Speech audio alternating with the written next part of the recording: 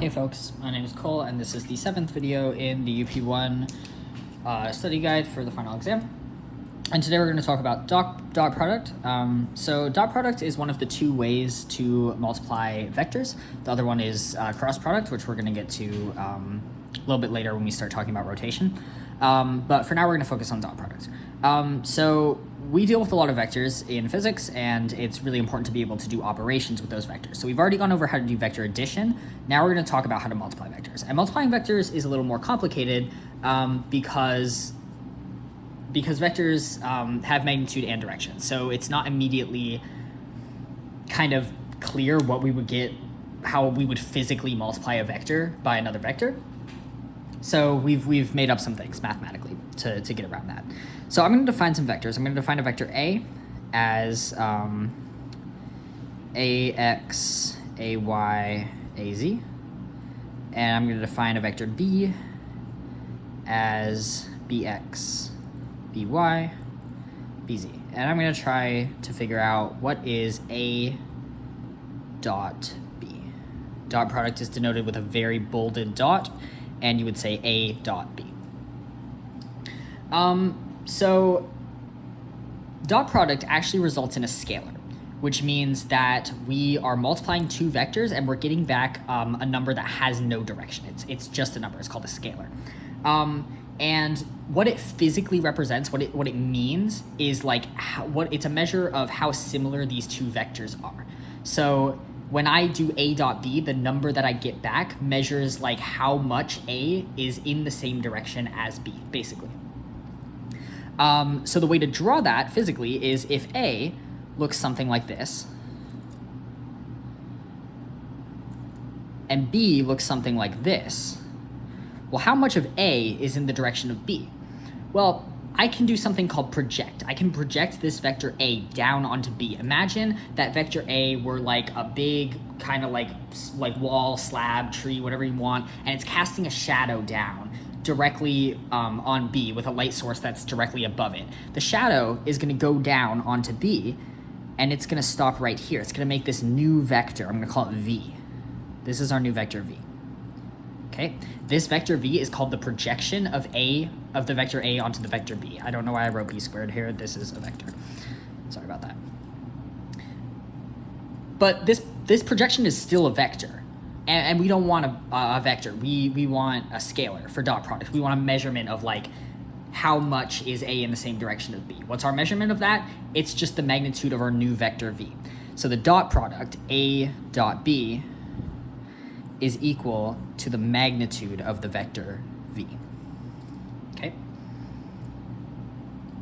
That's the physical, like geometric representation that I can draw out for you, but this equation is not going to be helpful for us. We're never going to use an equation like this. Instead, we're going to define two ways to find dot product. The first way is the geometric definition. This is the definition that you're going to probably use the most frequently. And that's because most of the time when you get vectors in physics, they tell you the magnitude of the vector. And they tell you the magnitude of both vectors and maybe the angle between the two vectors. They don't usually give you the individual components of the vectors like I've done up here at the top of the page. So this one's going to be probably the one you're going to be using the most. It says that A dot B is equal to the magnitude of A times the magnitude of B times cosine theta. Okay? This is the geometric definition of dot product. Let's interpret this. Magnitude of A, that's just how long the vector A is. Magnitude of B is how long the vector B is. Okay? And we're multiplying those two together, like just regular multiplication. Cosine theta, what's theta?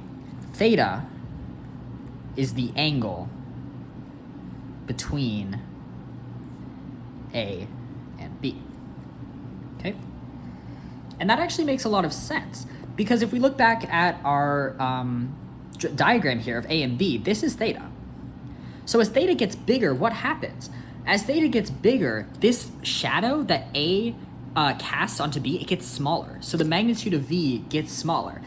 And similarly, the magnitude of cosine gets smaller as theta increases, right? Cosine is at its absolute maximum at theta equals 0, and at its absolute minimum at theta equals 90 degrees, right?